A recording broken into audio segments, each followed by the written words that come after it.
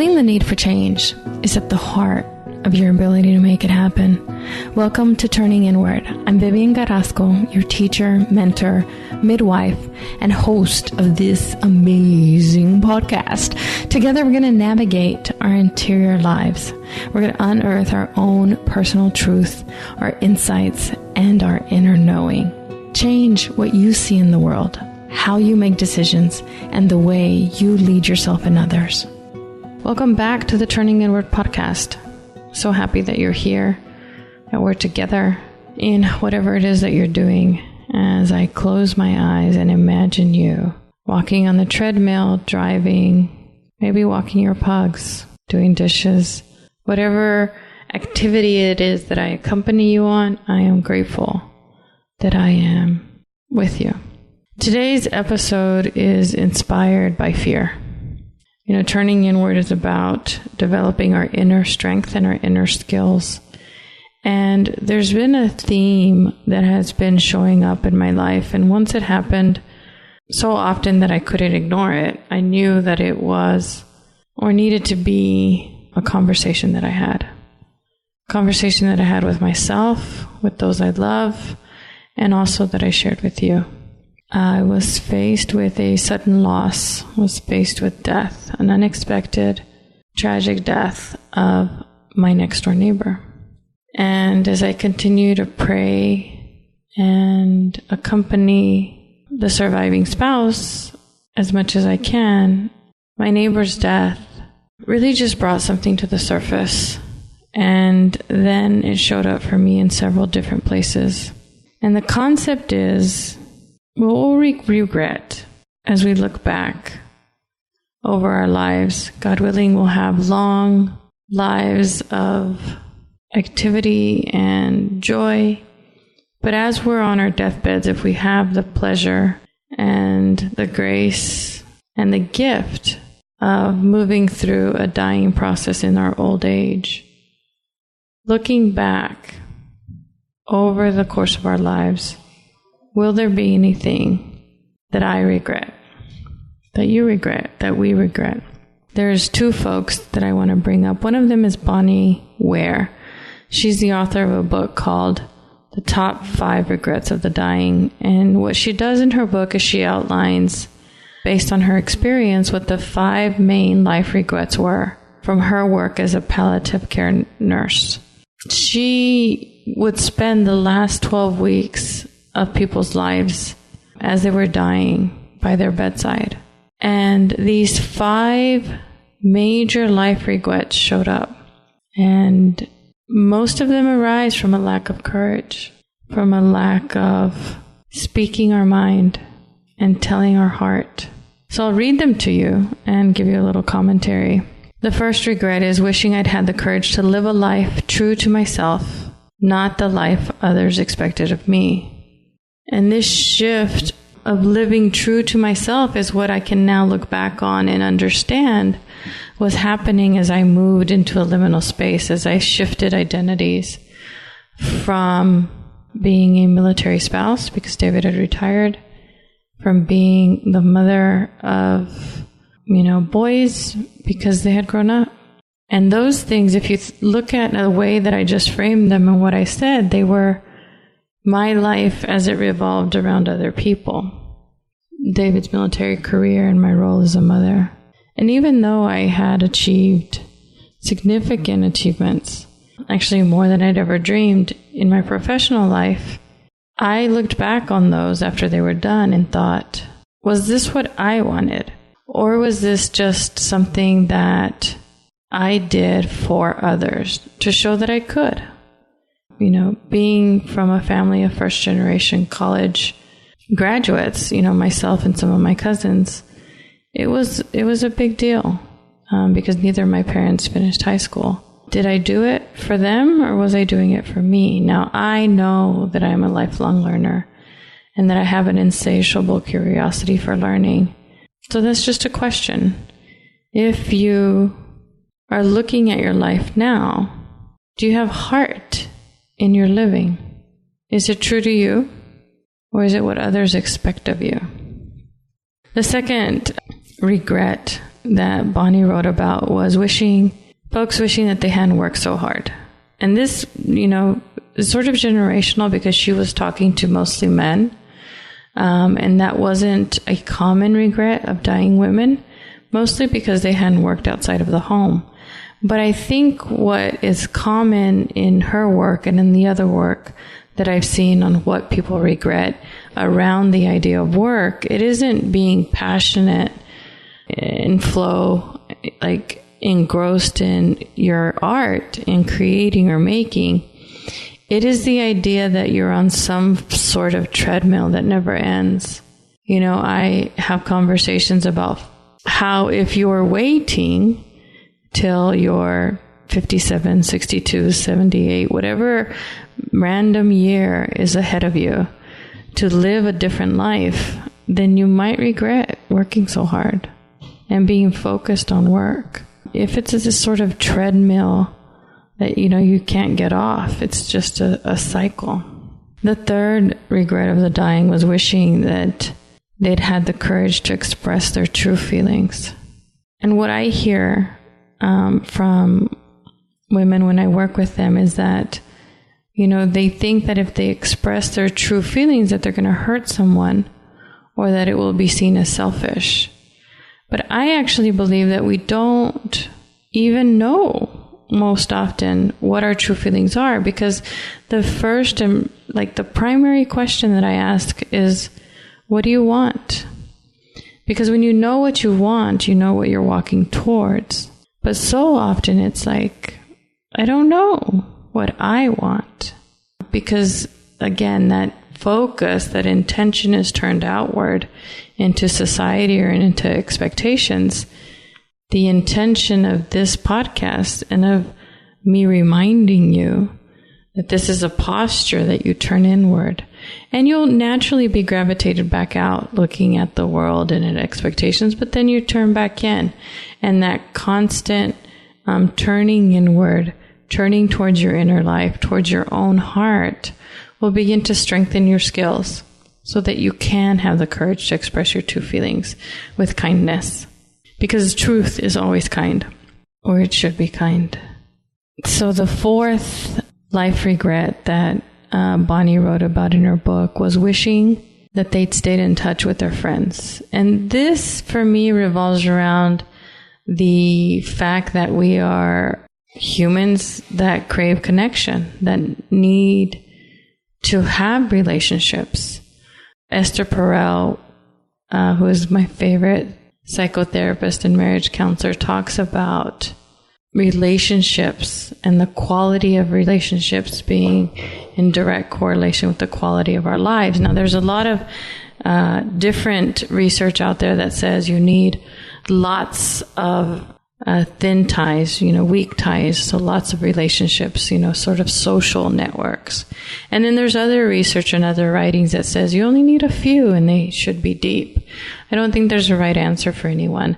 I think that the common denominator is we are a being that relates. And when we don't have either a relationship with ourselves in our inner world or a relationship with those within our reach, then we exhibit and express, anxiety and stress and depression and all the things that are illnesses. I think that idea of relationships being central, both ours with ourselves and those with others, is what that major life regret that Bonnie came up, points to. Wishing they'd stayed in touch with friends, because often, or even that your friends are like friends outside of activities.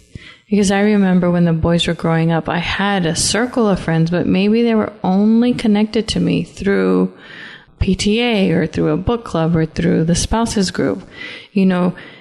Identities that were transitory, that were fleeting, that weren't going to be with me my entire life. Now, one of the advantages of having a large family, my mom being one of 5, her mom being one of 13, and her mother being one of 13, is that I have a really large family. So I have the advantage of having cousins and cousins and cousins who I've known my whole life. And it's easier, in my opinion, to reach out to someone that you're related to because you have that consistent connection than it is to reach out to someone that you had a friendship with. Now, I try to do a good job of staying in touch with friends that aren't in close proximity geographically, but I know that I could do better. And if you are a friend of mine, and we haven't connected in real life over a conversation, this is your invitation to reach out to me. Please. So, Bonnie Ware's fifth major life regret was people wishing they'd let themselves be happier. And if you skip back to the most recent podcast episode that I had before this, it was exactly that. And the premise and the statement and the intention and the message is you learn to be happier. We allow ourselves to be unhappy. Now, happiness as a feeling is fleeting, right? We don't stay in a happiness state, but we definitely can train ourselves to be happy. We have the disadvantage of our design, and that our good moments are like Teflon. They just slip right by us unless we, sort of catch them and make them stick. But our bad moments, right, the stuff that isn't good or makes us happy is like Velcro. And you have to have like a 10-to-1 ratio to even catch up, like 10 good moments to every bad one. And that's the same in relationships. There has to be an overwhelming tipping point on good experiences in order to make up for even one negative experience. So Bonnie Ware's book on the top 5 regrets of the dying really speaks to lack of courage, not having the heart to say what you feel and do what you know is right for you. The second sort of collision that I had was with Daniel Pink. He shared about his regret spreadsheet because he did a little survey on what people regretted, and he came up with exactly the same thing, that the regrets that came in, and he summarized an initial analysis, were regrets of omission, things that you didn't do versus things that you did do. And the most common for him was, and these aren't people that are dying. These are people who are reading his newsletter and responding to a survey. And my hunch was that they weren't on their deathbed. But even at the point that they are in their lives, as they looked back and they thought of, what do I regret? They regretted living someone else's lives. It really matched up with the top 5 major life regret that Bonnie talks about, which is wishing that they'd had the courage to live a life true to themselves, not what others expected of them. When I had the conversations about death and about what I would do differently about my life, there was a period of my life where I was pretty confident that I could close my eyes and die with a certain level of peace because I felt like I was doing everything that I needed to. And when that conversation came up for me last week, I knew instantly that there was something that I needed to do before I died. And I know, and I can admit that I haven't done it because I don't have the courage. And that is to put to paper, to allow myself to be changed by writing down the principles of love being human, by sharing in a concise way with my own stories what I've seen unfold in the 6 years now that Within University has become what it is as we journey together, on spiritual journeys to develop our insight, to hone in our intuition, to really work the muscles of our heart. Those lessons, those teachings, that experience is what I would outline for you and what I would share as my legacy before I pass from this earth. So it gave me a deeper level of motivation to look at what is keeping me from that. And, just like these two surveys or these two experiences from both Bonnie and Daniel Pink's survey say, it is, and I can admit that it is a lack of courage. The root word of courage is core, which is Latin for heart. And Brene Brown writes about it being talked about in the past as speaking one's mind and telling all of one's heart. I need to develop more of that.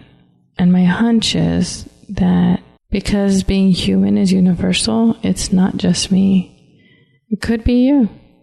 Now, I hope that there's absolutely no regrets in your life and that you are living the life of your dreams that is for you, sharing your truth and just doing everything that you need to in your life to not have a regret. But it made me think of once I identified what it was that I wanted to achieve or what it was that I wanted to change before I died. And that was mostly, getting this book published, letting that process happen. I thought to myself, what will develop my courage? What is it that can give me heart? I am a pretty persistent person. So slow and steady for me wins the race. And that's the way that I'm going to approach it. And that's what I'm suggesting as an invitation for you if you're looking for courage. In addition to that, it's thinking versus doing. So very often I can sit and think about a podcast or something that I want to share with you that's come up in my life. But doing it is a completely different thing. And I've recognized that there has to be a ritual around setting up the microphone, sitting down with some scribbled notes and just having a conversation with you and not thinking about what I'm going to say or, thinking that I have to be in a certain mood because that's what stops me.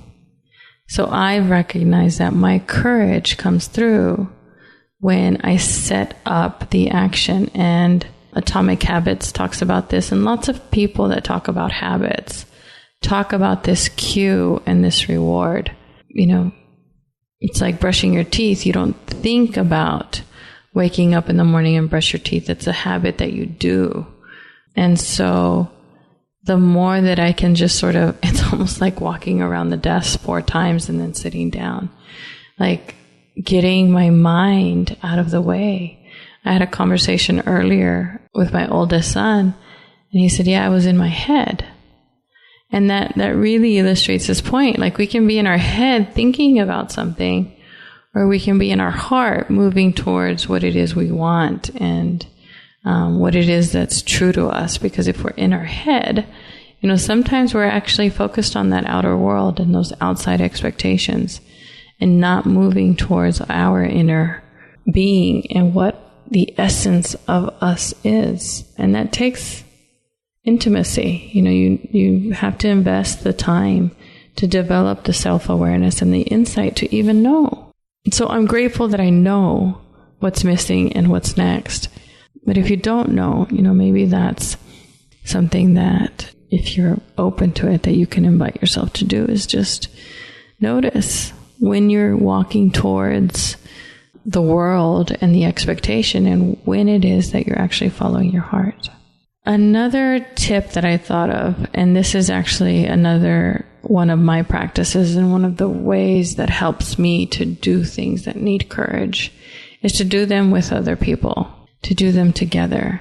That you've listened to hopefully a few episodes, and you've probably realized that I really enjoy being in conversation, because that togetherness pulls out of me things that I don't even know or plan often, because it's relational. And so when I need courage, it makes it easier if I'm doing it with someone.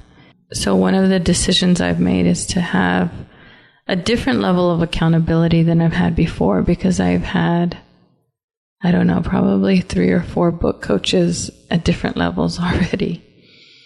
And for one reason or another, it didn't stick. But I got to the point that I needed to with each one, and I'm grateful for every single experience. But I know that I have to keep moving forward. so that I can write the book I was born to write. And maybe it's the first that leads me to the actual book, but, it's a step. It's something that has to happen. So together. And then my final sort of invitation or tip for you, because it's something that I do and that I find that other people do to help them develop their courage, is to put themselves in a different context, in a new place.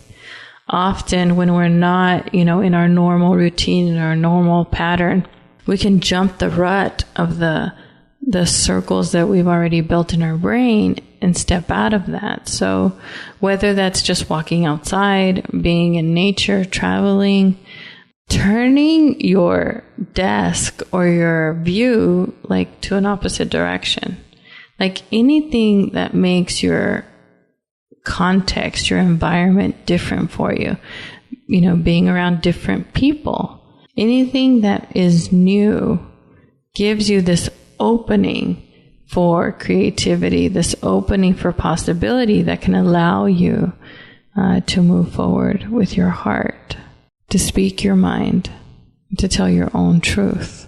So my last sort of reflection question back to you. I guess there's two questions. Right now, looking back from where you are, do you regret anything? What is it that you regret? Now, this isn't obviously something that you're going to share in public. You're welcome to share it with me if you'd like a mirror or a bouncing board. But what do you regret? And then you can look at the deeper reason for that. And if there's an opportunity in your life, you can achieve that or do that thing, because most regrets are regrets of omission. Things that you maybe wanted to do but didn't because you were afraid that you would fail, or you were afraid of what people would say, or that it wouldn't be received well. Don't die with a regret. And then secondly, if it's not something that you want to achieve, maybe it's something that you want to change. What would you change if you knew that death was imminent? The question that I asked David and that David asked me was, if we knew that we only had a year to live, if we only had a year to live, would we do anything different? I wouldn't change the way that I live, but I did know immediately that there was something missing that I hadn't done, and that was finishing this damn book. So I am going to do and put these 4 things into practice in order to continue to move me forward in my book writing process, because I don't want to die with that regret, and I am committed to building my own courage, to building the inner strength that I need in order to flex my heart.